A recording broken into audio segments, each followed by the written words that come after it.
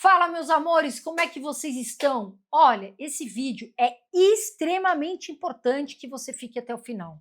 Pessoal, se você investe em fundos imobiliários, olhe esse vídeo até o final para que você não cometa erros e erros grandes, tá bom? Então, antes de investir em fundo imobiliário, presta atenção, não cometa esse erro que pode ser fatal, inclusive para sua carteira, tá bom, pessoal? Carol, meu Deus, que medo, não vou mais investir em fundo imobiliário. Não é isso, mas a gente vai te mostrar aqui, durante esse vídeo, quais são erros comuns e que muitos investidores cometem, que a gente sabe, alunos meus, acabam cometendo, e claro, depois arrumam a estratégia que acabam investindo errado, tá bom, pessoal? E isso pode dar prejuízo, isso pode dar dor de cabeça, é o que a gente não quer para vocês.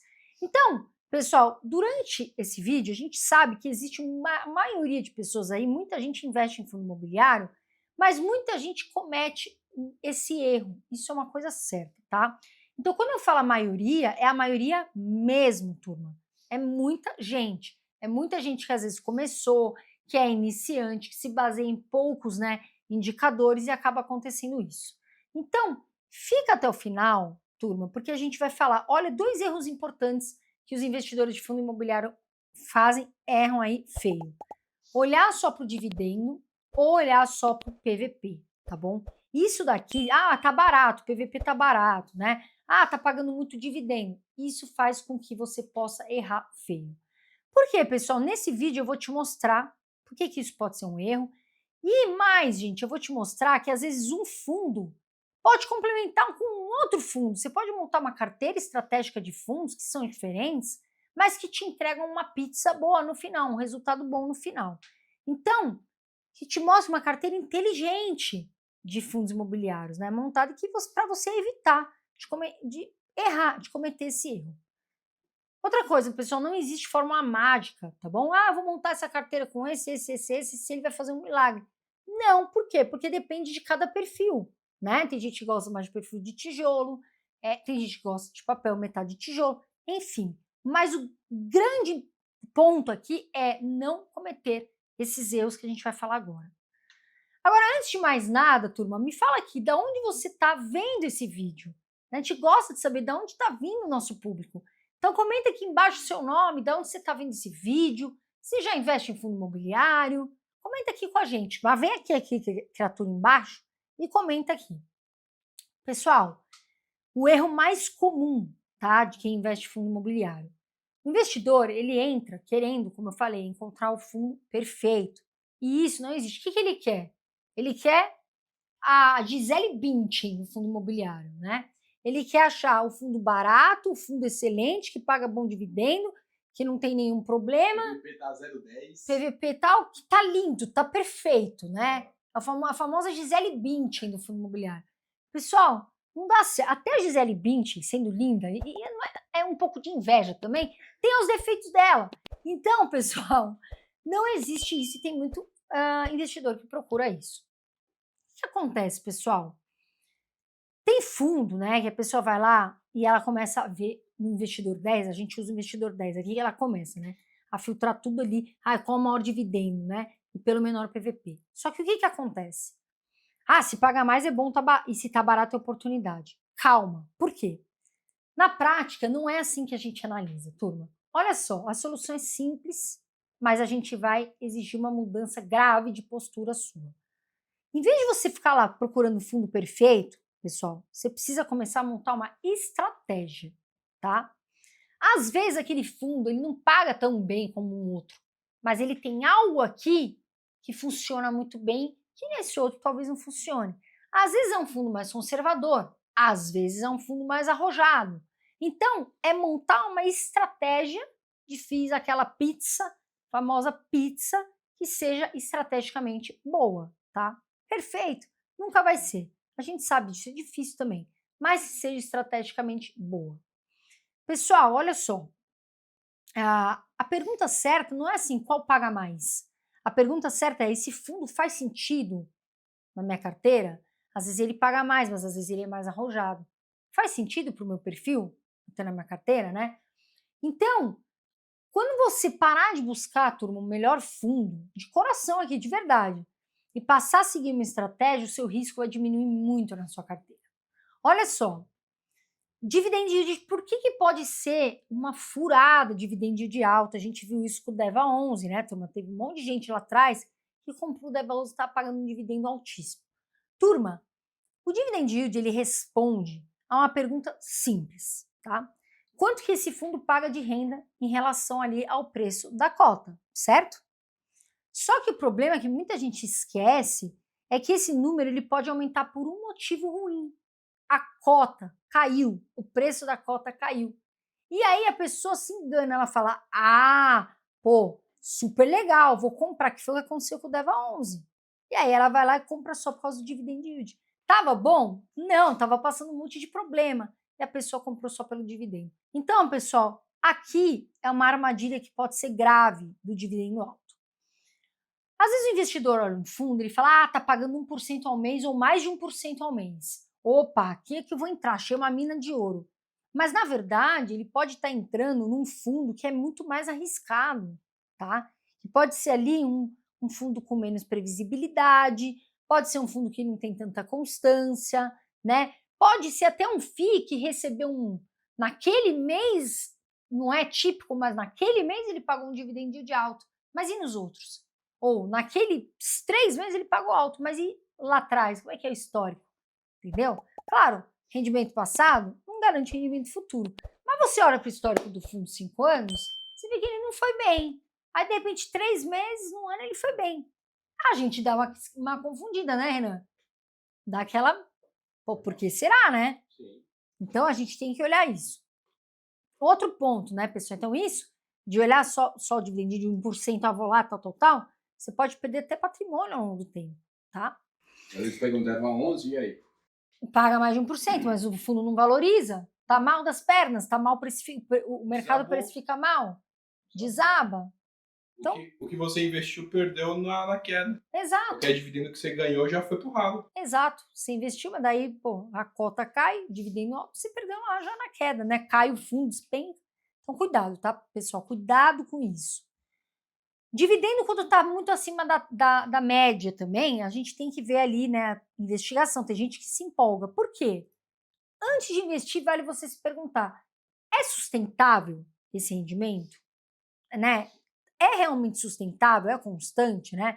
Ele vem de um resultado recorrente, que foi o que eu falei agora, né, algo que foi ali, de repente, que aconteceu, né? Uma venda? Entrou uma venda, às vezes o fundo não está bem. Quais são os CRIs que estão lá, né? Ou ativos? De repente foi um CRI bom, mas os outros são ruins. De repente tem um CRI bom, mas não tem mais CRI, não tem diversificação de CRI. Então tudo isso tem que estar bem mentalizado. E onde você vai estudar isso? Com a gente aqui. Você vai estudar com outros investidores, outros analistas, outros educadores financeiros e no próprio RI do fundo. Você tem o RI, você coloca lá RI do fundo tal e não pode mentir, porque a auditoria está ali. E aí você vai ver o que está acontecendo naquele fundo, tá, pessoal? Dividendo consistente, às vezes é menor. Por exemplo, o KNR11, ele paga ali, né? Ele paga não tão alto como outros, mas ele é consistente, é um baita fundo bom. Mas nem sempre ele paga um dividendo tão alto como outros fundos, né? E no longo prazo, ele é um fundo que entrega constância, entrega segurança, consistência. Então, vale a pena, porque a gente pensa para aposentadoria. Fundo imobiliário, a gente está olhando para longo prazo. A gente olha para a aposentadoria, meu amor. Não é para olhar para hoje, porque é uma renda passiva. É um aluguel que a gente vai ganhando ali por mês, certo? Outro problema é usar o PVP como decisão final, e eu vou te explicar aqui por quê. Pessoal, tem uma ideia que as pessoas falam que o PVP, quando está abaixo de 1, está barato, né? Quando está acima de 1, está caro. É verdade? A gente olha para o PVP? Porque, por exemplo, para papel, fundo de papel, o PVP ele é muito usado à risca. Se ele está em 1, é porque está justo o preço. Se está abaixo de 1, está barato. E se está acima, está caro, para papel, tá? Agora, por que essa leitura ela é muito superficial e a gente tem que ter cuidado? O PVP, pessoal, ele não fala só se o imobiliário está barato ou caro, ele mostra o que o mercado está esperando daquele fundo. O que o mercado está precificando para o futuro daquele fundo. Porque o mercado ele vê o futuro. o que passou ele já colocou no preço, né? Por exemplo, você viu ali um fundo, poxa, ele caiu 10%, o mercado já fez isso, o mercado viu o que aconteceu e caiu. Só que o mercado está olhando para o futuro e muitas vezes ele está precificando também, ele está pegando um conjunto para falar, opa, quanto que a gente está disposto a pagar nesse fundo? Então, pessoal, quando um PVP está baixo, você tem que olhar, né? Pode indicar oportunidade? Pode, mas também pode sinalizar problemas, né? Pode ser uma vacância muito alta, que não vale a pena, pode ser contratos fracos, pode ser que não tem muito imóvel ruim, pode ser que seja imóveis que estão sem inquilino, CRIs de risco.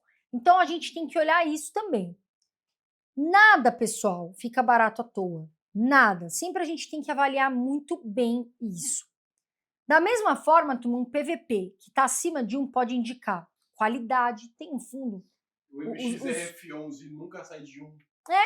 Mas ele... 102, 101. Às vezes ele cai ali um pouquinho, teve uma queda, mas foi muito rápida. E o pessoal... é a verdade. Entendeu? E aí, pessoal, fundo que está acima de 1, tem um fundo do Quiné ali de papel, que dificilmente a gente vê abaixo de 1, porque indica qualidade, indica previsibilidade, indica uma boa gestão, confiança do mercado naquele fundo, né? Faz uma boa gestão. Então, olha, o número não te diz quase nada, muitas vezes, tá? Então, o PVP, pessoal, ele deve ser usado sim, né, um indicador para análise, mas nunca como um ponto final. A gente nunca vai olhar um fundo só pelo dividendo ou só pelo PVP. Tem uma série de coisas que a gente vai avaliar, né?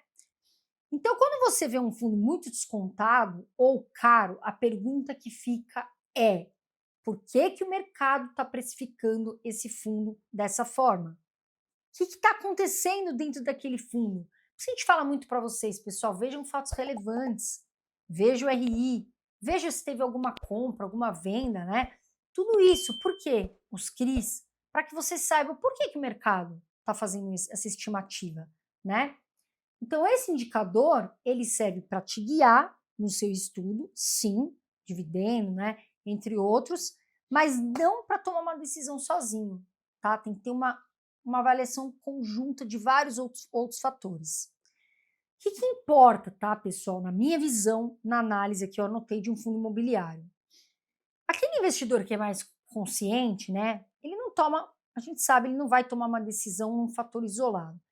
Então, ele vai olhar a qualidade dos CRIs, a qualidade dos imóveis, a previsibilidade, são contratos longos, né? A vacância, são imóveis que estão bem localizados, é multimóvel, né? São inquilinos bons, como é que tá, né? Tá tendo muita dívida, tá alavancado? Então, você tem que olhar várias coisas, tá, pessoal? Bom fundo não é sempre aquele que paga mais hoje, tá? Um bom fundo, às vezes, é aquele que consegue pagar bem por um longo tempo, entende? Às vezes você vai ganhar R$5 aqui hoje, mas amanhã você não vai ganhar nada. E às vezes você vai ganhar R$1 hoje, mas você vai ganhar sempre. Então isso vale muito a pena você mentalizar. E aí, pessoal, é que começa a diferença que a gente fala entre investir e apenas buscar rendimento. E preste muita atenção nesse vídeo de verdade, pessoal, porque faz todo sentido quando você escolher um fundo imobiliário. E tem muita gente que, se for para começar errado, pessoal, é melhor nem começar, de verdade, porque você pode ter um prejuízo enorme na sua carteira. Olha aqui um ponto que muita gente ignora, né? O maior prejuízo não é você receber um dividendo menor em um mês, isso pode acontecer. É você passar anos investindo em fundos que não crescem, que não são bons, né, que não se recuperam e que travam seu patrimônio.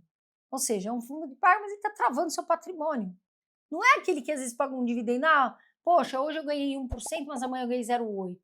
Tá tudo certo, pode acontecer. Mas às vezes você vai investir em fundos que não crescem, que não são bem vistos pelo mercado e aí trava seu patrimônio. E tempo perdido, pessoal, não volta. E eu sempre falo isso, quanto antes melhor, quanto mais você estudar melhor, e quanto mais você souber os indicadores e avaliar um conjunto, melhor, tá? Então, os juros compostos, a gente fala que eles não perdoam decisões ruins, tá? Juros compostos, a gente quer ganhar, a gente quer multiplicar, aí é bom pra caramba, você entrar no seu banco, multiplica na sua corretora. E é isso que a gente quer.